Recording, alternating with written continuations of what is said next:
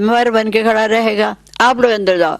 हम लोग कहें नहीं नहीं बाबा, आप अंदर आएंगे तो हम अंदर जाएंगे, नहीं तो हम यहीं खड़े रहेंगे। अगर पत्थर आएगा तो पहले हमको लगेगा, पीछे आपको लगेगा। तो बाबा हंसते भी थे। तो इस प्रकार से ये सब जो बना है, आज हम कहती हैं जिसकी रचना इतनी सुंदर वो कितना सुंदर होगा।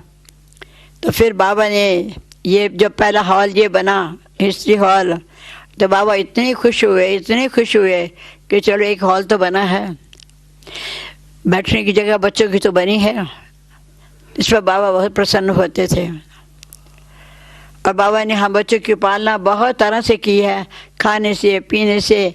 यज्ञ में एकानामी होते हुए भी बाबा हमको अच्छा खिलाते थे। एक बार यज्ञ में दाल नहीं थी, ये भी आपको बात सुनाते हैं। बहुत थोड़ी दाल थी। भोली दादी ने कहा बाबा दाल तो बहुत थोड़ी है, सबको पूरी एक बार तो हो जाएगी, दोबारा कोई मांगेगा तो नहीं होंगे। बाबा ने कहा तुम लिख के बोर्ड लगा दो कि दोबारा दाल लेने कोई नहीं आया। उसने लगा दिया। एक माता थी बुजुर्ग, वो पड़ी हुई नहीं थी, वो गई दाल मांगने, कि भरी दाल दो। कहते तुमने बोर्ड नहीं पढ़ा? कहती मैं पड़ी हुई नहीं हूँ। तो बाबा ने आवाज़ सुन ली। बाबा ने कहा आओ बच्ची आओ, दाल पड़ी है। बाबा नहीं खाता दाल, बाबा को दाल नहीं अच्छी लगती है, आओ आओ। बाबा ने अपनी दाल उसको दे दी। इतने में क्या हुआ, देखते कि एक बैलगाड़ी, देखो भगवान की कुदरत है, एक बैलगाड़ी में दालों के थैले भरे हुए आ रहे हैं और दरवाजे के अंदर आने लगी। तो जो बहनें पहरा देती थी, कि भाई तो थे नहीं, तो बहनें पहरा देती थी। और ये पहरा भी एक तरफ बाबा पहरा देते थे रात को, एक तरफ मामा पहरा देती थी। और बहनें भी टाइम टू टाइम बहनें भी पहरा देती थी। तो इतने भाई थे नहीं। तो उसने बोला बहन ने कि तुम रास्ता भूल गए हो, तुमको कहीं और जगह जाना होगा, तुम इधर आ गए हो। कहते नहीं नहीं, यहाँ का ही पता दिया। किसने भेजा? उसने अपना नाम नहीं बताया। और डिस्कशन करने लगी। तो बाबा ने आवाज़ सुनी। बाबा ने कैसे भाई को बुलाया, पूछा किसने भेजा? कहता जी पता नहीं किसने भेजा है, दालों के ठेला पूरा भरा हुआ है। उसने कहा ब्रह्मा कुमारी स्थान पर जाओ, तो उसने भेज दिया। तो ऐसा टाइम टू टाइम मदद होती थी शिव बाबा की। बाबा हमेशा कहते थे कि ये मेरा काम नहीं है, ये ऊपर वाले का काम है। वो आपे खिलाएगा अपने बच्चों को, भूखा नहीं रखेगा। जब भेजता था बाबा कहे देखो शिव बाबा ने अपने बच्चों को भेज दिया, देखो शिव बाबा बच्चों को भूखा नहीं रखेगा, पूरा खिलाएगा बच्चों को। तो उस समय माउंट आबू में दूध नहीं मिलता था, सब्जी नहीं मिलती थी, फल नहीं मिलता था, कोई डॉक्टर नहीं था, कोई दवाई नहीं मिलती थी। और बहुत बूढ़ियाँ थी बहनें, माताएं बहुत बूढ़ी थी। एक बाबा की बहन थी, मम्मा की माँ थी, रस्तमणि दादी की माँ थी, ऐसे बहुत बुढ़ियाँ थी। सब बुढ़ियाँ थे, लेकिन दवाई है कोई नहीं। तो इस पर बाबा देखने जाते थे और बाबा कहते थे बुढ़ियाँ जितना बाबा बाबा करती है इनकी आयु बढ़ती जा रही है। तो बड़ा खुश होती थी, बहुत खुश होती थी। बाबा मेरे मीठे बाबा, मेरे मीठे बाबा, बाबा बाबा करती ही रहती थी। तो हम लोग भी बाबा के पीछे पीछे रहते थे और हम भी देख देख के खुश होते थे कि देखो धन्य ये माताएं हैं जो इतना त्याग करके बाबा के पीछे पीछे आई हैं और बाबा इनकी पालना कर रहा है। और बाबा ने हमारी भी बहुत प्रेम से पालना की। और बाबा बहुत ध्यान अवस्था में रहते थे, बहुत योग करते थे। शिव बाबा भले उनके तन में था, शिव बाबा ने वो रथ लिया हुआ था, फिर भी बाबा बहुत तपस्या करते थे। रात में देखो तो मच्छरदानी के अंदर बाबा बैठा हुआ तपस्या कर रहा है, और दिन में भी देखो कहीं खड़ा है तो खड़े शांत होकर बैठे हुए हैं, कहीं बैठे हुए हैं तो भी बाबा देखो ऐसा शांति जैसे मगन है अवस्था में बैठे हुए हैं।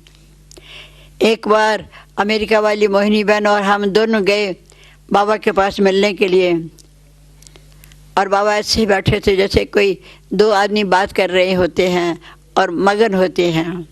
हम कितनी देर खड़ी रही दोनों, नहीं तो बाबा हमेशा कहेंगे आओ बच्चे, आओ मीठे बच्चे, आओ मीठे बच्चे। तो बैठे रहे, खड़े रहे हम दोनों। हमने आवाज़ भी नहीं दी कि नहीं बाबा अच्छी बाबा से बात कर रहा है। थोड़ी देर के बाद बाबा की दृष्टि हम बच्चों पर पड़ी, तो बाबा ने कहा आओ मिठी बच्ची आओ आओ, क्या कुछ कहना है? हम कह नहीं बाबा कुछ नहीं कहना। फिर बाबा उसी ध्यान अवस्था में चले गए। तो ये सुनाने का मतलब यह है कि बाबा कितने, जिस उनके रस में शिव बाबा था, उनको मालूम था कि शिव बाबा अपना कार्य करा रहा है इस रस के द्वारा, तो भी वो शिव बाबा कितना याद करते थे। आज हम बच्चों को कितना याद करना चाहिए, कितनी लगन से बाबा को याद करना चाहिए, उतना उत्तम करते नहीं है। आज साधन है लेकिन साधना नहीं है। उस समय साधन नहीं थे लेकिन साधना थी, बहुत तपस्या थी। कहीं आवाज़ नहीं थी, शोर नहीं था, सबको बोलते नहीं थी ज़्यादा, चुपचाप शांत होकर बाबा को याद करते थे। तो इतना सुंदर वातावरण लगता था, बस बात नहीं पूछो। और बाबा के दिल में रहम, दया, करुणा से भरपूर था। इतने प्यार की नज़र से बाबा देखते थे कि देखने वाला इतना संतुष्ट हो जाता था, बिना कुछ बोले ही खुश हो जाता था, दिल भरपूर हो जाता था कि बाबा ने मेरे को देखा, बाबा की दृष्टि मेरे पर पड़ी। दृष्टि पड़ते ही बाबा की वो निहाल हो जाता था। ऐसी बाबा दृष्टि में रूहानियत थी। आज अगर हम बच्चे इतना बाबा को याद करें तो रूहानियत हमारे में भी आ सकती है। क्यों नहीं असबाब में आती है, हमारे में क्यों नहीं आएगी? हम भी तो बाप समान बन रहे हैं ना। इतना बाबा जो हमको पढ़ा रहे हैं कि ये बाबा का घर भी है, जिस घर में हम बैठे हुए हैं ये बाबा का घर है, तो हमारा भी घर है। बाबा हमारा टीचर है, बाबा हमारा सतगुरु भी है। सभी रूपों से बाबा हमारी पालना कर रहा है, लेकिन हमको भी बाबा को पूरा फॉलो करना चाहिए। बाबा हमेशा कहते थे बहुत शिव बाबा को याद करो, बहुत मन से सेवा करो। दुनिया बहुत दुखी है, दुनिया बहुत अशांत है। इन दुनिया को आप लोग मदद नहीं करेंगे तो कौन करेगा? और बाबा कहते थे एक दिन सब धर्म वाले आके यहाँ माथा टेकेंगे, इस दर पर सबको आना है। तो आज हम देख रहे हैं ना, कहाँ कहाँ से लोग, कहाँ कहाँ जाति पाति बना देख करके सब लोग आ रहे हैं ना। ईरान के, इराक के, सब जगह से लोग आ रहे हैं। हर जाति वाले, हर धर्म वाले आ रहे हैं। हम नैरोबी में थे तो वहाँ लोग बड़े तीखे थे। आज कहते हैं नैरोबी वाले जो शाह जिनको बोलते हैं वो भी आ रहे हैं, उनकी स्त्रियां भी आ रही हैं, उनका परिवार भी आ रहा है ज्ञान में। तो इस प्रकार आज भी वो उनको टचिंग हो रही है कि शांति मिलेगी तो वहाँ मिलेगी। कुछ दिन पहले हमने वहाँ सुना टाटा में कि कोई पूछता है किसी को वो टेंशन है, कोई ऐसी जगह बताओ जहाँ टेंशन फ्री हो जाए। और कहते भाई कोई और जगह नहीं है, एक ही जगह पहाड़ी पर ब्रह्मा कुमारी के ब्राबू में है, वहीं जाओ, वही टेंशन फ्री होंगे। उनको कोई टेंशन नहीं है, क्योंकि जो इच्छा होती है वो टेंशन पैदा करती है। जो इच्छा ही नहीं, इच्छा मात्रम अविद्या है, उनको टेंशन कहाँ से आएगी? तो इसलिए उनको जाना है, टेंशन फ्री होना है तो जाओ माउंट आबू पर जाओ। दूसरे ने, ये ज्ञानी भाई नहीं, दूसरों ने, लोगों ने कहा टेंशन फ्री होनी है तो माउंट आबू पर जाओ, वही आपका इलाज करेंगे। अभी आप सोचिए, जो हम बाबा के बने हैं तो हम बच्चे तो कितनी टेंशन फ्री होना चाहिए, कितनी बाबा की लगन में मस्त मगन रहना चाहिए। बाबा रात दिन हमको इतना पढ़ा रहे हैं, इतना सिखा रहे हैं।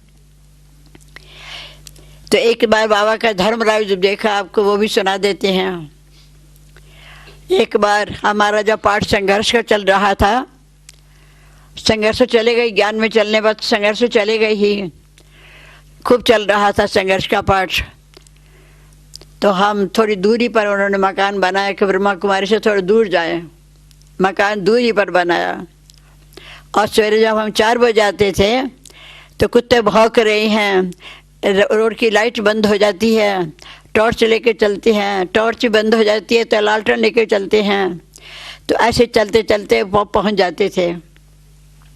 और आगे नियम था कि 4 बजे का योग सेंटर पर ही जाके करना है। 4 बजे का योग सेंटर पर ही जाके करना है।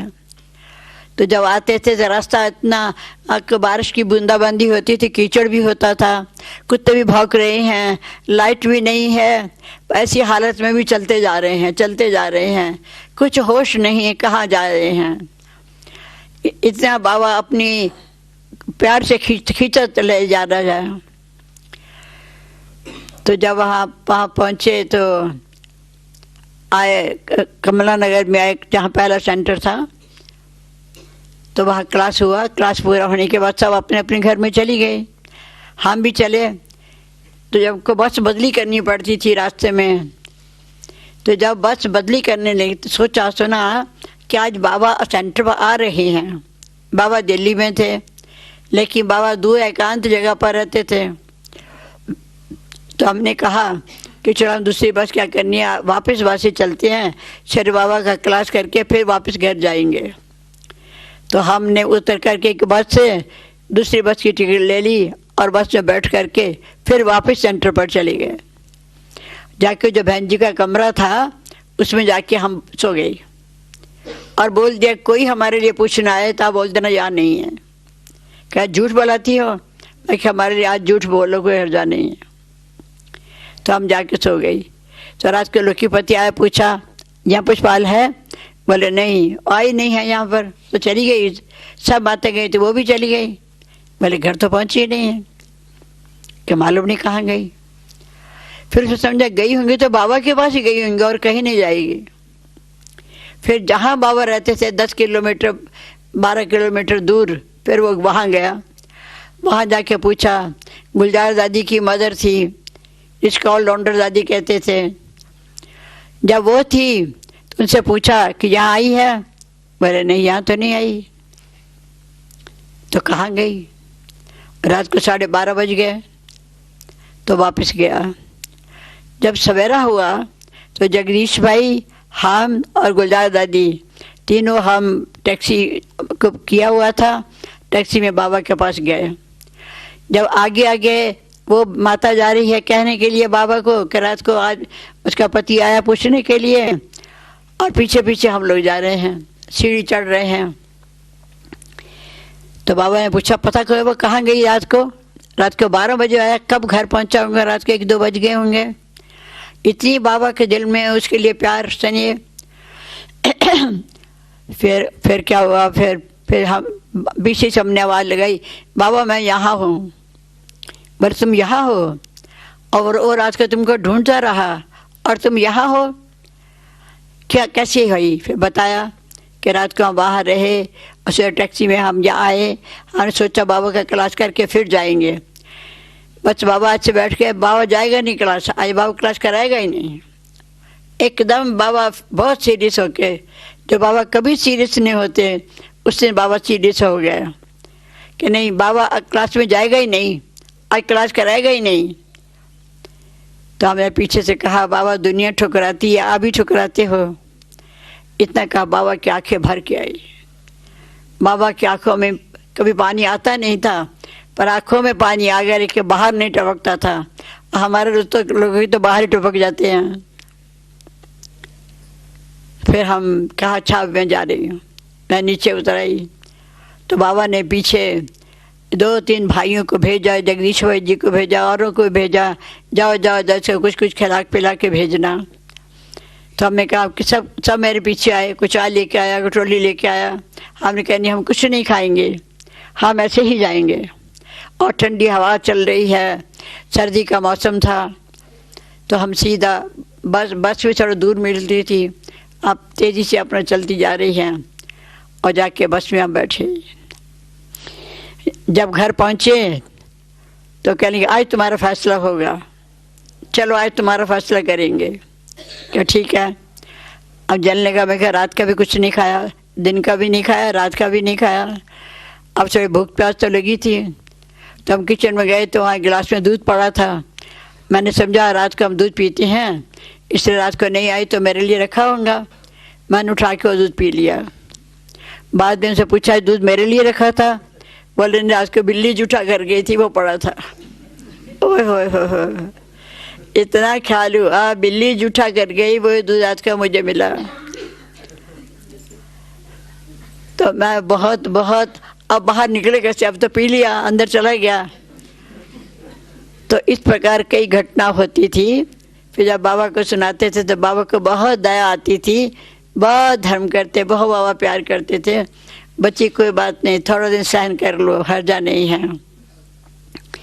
तो बाबा के प्यार का वर्णन कहाँ तक करें। बहुत बाबा ने प्रेम से, बहुत प्यार से हम बच्चों को पाला है, बहुत प्रेम से पाला है। और हम सेवा जानते नहीं थे, सेवा किसको कहते हैं। मैं समझते घर में नौकर चाकर होते हैं, काम करने वाले, ऐसे ही कोई सेवा होगी, झाड़ू पोछा लगाना होगा, कुछ सेवा करनी होगी। ज्ञान की सेवा होती है ये मालूम ही नहीं था। फिर बाबा ने बताया कि ज्ञान किसी को सुनाना यही सेवा करना है। तो फिर जाके फिर सेवा करनी शुरू किया। फिर कई गांव में, देहात में, कई जगह गए। अब तो दिल्ली बहुत अच्छी बन गई है। उस समय दिल्ली की सड़कें सब टूटी फूटी थी, कहीं गाड़ी मोटर नहीं मिलती थी, कहीं टेम्पू नहीं मिलता था, कई जगह पैदल जाते थे, कई रोडे पत्थर पर जाते थे, कैसे कैसे जाके सेवा करते थे। तो सब बाबा को सुनाते थे। तो बाबा को बहुत ध्यान से बाबा सुनते थे और बहुत प्यार करते थे कि बच्ची धर्म के धक्के तो खाने ही पड़ेंगे। तो इस प्रकार से सेवा का आरंभ हुआ। फिर हम जब यहाँ आए तो संगम भवन पर रहे, 1 बरस रह के म्यूजियम बनाया। फिर दीदी ने हमको जर्मनी में भेजा। दादी जानकी का पत्र आया कि कोई मददगार नहीं है, हम अकेली हैं यहाँ पर। तो हमने धीरे से कह दिया दादी जानकी के पास किसी को भेज दो। तो मनोहर दादी पास बैठी थी, उसने कहा इसी को भेजो। तो हमारा प्रोग्राम बन गया जर्मनी जाने का। तो किसी ने पूछा इंग्लिश पढ़ी हुई हो? मैं क्या बचपन की पढ़ी हुई है, अभी थोड़ा पढ़ी हुई है। कुछ ने पूछा मेरे से पढ़ी हो या नहीं पढ़ी हो, बस तुमको जर्मनी जाना ही है। पहले बोला लंदन जाना है, फिर बोला नहीं जर्मनी जाना है। तो इस प्रकार जर्मनी चले गए, 22 बरस जर्मनी में रहे। तो जर्मनी की सेवा अच्छी रही। जर्मनी के लोग भी अच्छे स्नेही हैं जो आज तक स्नेह रखते आ रहे हैं। इस प्रकार बाबा अपने बच्चों को बहुत प्रेम से, बहुत प्यार से संभालते हैं। इसी हॉल में ब्रह्मा भोजन होता था। बाबा मम्मा जहाँ जमीन पर बैठते थे, कुर्सी टेबल तो होता ही नहीं था। तो जब गांव के लोग आए, उनको जब ब्रह्मा भोजन खिलाया तो सबको चम्मच दिया खाने के लिए। अब बेचारों को गांव वाले क्या जाने चम्मच से खाना कैसे होता है। और चम्मच देखते हैं, ऐसा ऐसा करते हैं कि चम्मच को क्या करना है, इसको क्या करना है। तो बाबा में परख शक्ति से बहुत तेज थी। बाबा ने दूर से देख लिया कि बेचारे चम्मच लेके सोच रहे हैं क्या करें, इसको कैसे करें, ऐसे खाना कि जैसे खाना है, ये भी पता नहीं था उनको। तो बाबा ने कहा देखो मेरे को चम्मच क्यों दिया है, बाबा को हाथ से खाना अच्छा लगता है। और बेचारे साहब गांव वाले खुश हो गए कि बाबा ने हमारी बात रख ली। तो सब ने चम्मच छोड़ दिया, सबसे हाथ से खाना शुरू कर दिया। तो सभी खुश हो गए। इस प्रकार बाबा में परख शक्ति महान थी। तभी हीरो का व्यापारी बनाना, महान परख शक्ति बाबा के अंदर थी। और रहम शक्ति भी बहुत थी। और बाबा एक कमाल, क्या क्या वर्णन करें बाबा की सूरत और सीरत का। इतनी प्यारी सूरत थी कि आप देखेंगे ना, आपको जी चाहेगा बस देखता ही रहें, देखता ही रहें। आंखें जरा भी झमके नहीं, बस इतनी प्यारी सूरत थी बाबा की। इतनी चेहरे पर नेचुरल मुस्कुराहट थी। बाबा के आँखों में इतनी आकर्षण थी कि बस उस आँखें जो थी वो दूसरी आँखें झमकती हुई नहीं थी। इतना प्रेममय, इतना बाबा प्यार वाला था कि क्या कमाल है बाबा की। तो आज आप बाबा के गुण गाते हैं। बाबा ने इतनी प्यार से पालना की, कितने प्यार के वर्णन करें। सर क्लास में जाने के लिए नहीं कुछ मिलता था तो सब्जियों के ठेले पर बैठ के हम लोग चले जाते थे। कभी आलू का ठेला भरा होता था, कभी बैंगन का ठेला भरा होता था, पर 4 बजे क्लास पहुंचना ही है। कुछ भी हो जाए, क्या भी हो जाए, 4 बजे हमको क्लास में पहुंचना ही है, क्लास करनी ही है। इतनी बाबा की आकर्षण खींचती थी, पता नहीं चलता था कि कहाँ जा रहे हैं, कौन खींच रहा है। एक विचित्र समय था वो, पर वो विचित्र समय भी बड़ा प्यारा समय था। टाइम क्या हो गया देखना। तो इस प्रकार सागर को गागर में बिठा बिठा के आपको थोड़ा सुना दिया। पर बाबा की तुलना हम किससे करें? कोई ऐसा नहीं जिसे बाबा की तुलना कर सके हम। और शिव बाबा ने रथ लिया, चुन के लिया, पहली आत्मा है, सारे सृष्टि चक्र के अंदर की पहली आत्मा है, और कितनी महान होगी, कितनी श्रेष्ठ होंगी, आप अंदाजा लगा सकते हैं।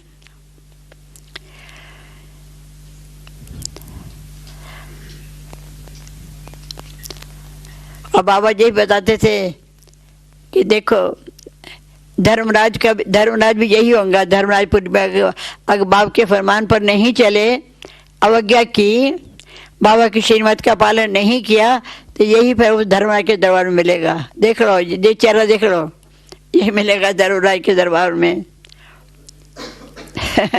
ये भी बाबा कहते थे। और जो लोग आते थे, थोड़े भी आते थे तो समय लगता था बहुत आ गए। 10-15 में आते थे तो लगता था बहुत बड़ी पार्टी आ गई। और बाबा कहते थे आगे चल कर के तुमको लाखों लोग आएंगे, और हर धर्म की आत्मा आकर के यहाँ माथा टेकेगी, यहाँ से अपना हक लेगी। क्योंकि बाप तो बाप सबका बाप है ना, किसी एक का बाप नहीं, सबका बाप है। इसलिए सबको आकर के अपना वर्षा तो लेना ही है। इस प्रकार बाबा हर एक सब धर्म की आत्मा को भी याद करते थे, और आप सबको भी याद करते थे। जब बाबा व्यक्त हुए तो हमने बहुत सोचा कि वो जो पीछे बाबा के बच्चे आएंगे वो कैसे बाबा को देखेंगे, कैसे बाबा से मिलेंगे। या पूछेंगे हमारा बाबा कैसा था, आप कैसे बताएंगे और तुम्हारा बाबा कैसा था। तो बाबा कैसा था वो कैसे बताएं, बताओ। कहते गुड़ खाता कोई, तो पूछो गुड़ का स्वाद क्या होता है, खा के देखो। जिन्हें गुड़ खाया होगा वही तो बताएगा ना। और बताएगा भी क्या, गुड़ जो खाएगा और चखेगा वो स्वाद जानेगा, दूसरा नहीं जानेगा। तो बाबा की कितना प्यारा बाबा था, कितना मीठा बाबा था, कितना स्नेही बाबा था, वो कैसे बताएं, किन शब्दों में बताएं। वो शब्द भी हमारे पास नहीं है कि कितना प्यारा बाबा था और कितने आकर्षण मूर्त था। किन शब्दों में बताए, वो शब्द भी नहीं आते कि सबसे तुलना करें। और इतना ही समझ लो कि ऐसा दुनिया में कोई नहीं है, तुम सा नहीं देखा।